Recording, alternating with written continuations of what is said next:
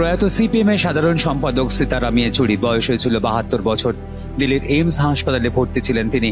গত 9 সেপ্টেম্বর তার অবস্থার আরো অবনতি হয়েছিল। তাকে রাখা হয়েছিল কৃত্রিম শ্বাসযন্ত্রের সাহায্যে। আজ বৃহস্পতিবার প্রয়াত হলেন তিনি। সম্প্রতি সিপিএম এর সাধারণ সম্পাদকের শারীরিক অবস্থা সংকটজনক বলেই দাবি করেছিল পার্টির কেন্দ্রীয় নেতৃত্ব। হাসপাতাল সূত্রে জানানো হয়েছে, দীর্ঘ সময় ধরেই ফুসফুসের রোগে আক্রান্ত ছিলেন। সম্প্রতি নিউমোনিয়া থেকে ফুসফুসের সংক্রমণ আরো বেড়ে গিয়েছিল। প্রায় 25 দিন হাসপাতালে ভর্তি ছিলেন তিনি। গত 19 অগস্ট তার ফুসফুসে সংক্রমণ ধরা পড়েছিল।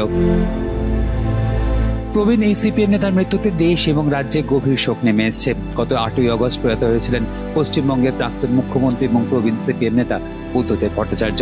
তার মৃত্যুর 1 মাস 4 দিনের মাথায় প্রয়াত হলেন সিপিএম এর সাধারণ সম্পাদক সীতারাম ইয়েচুরি।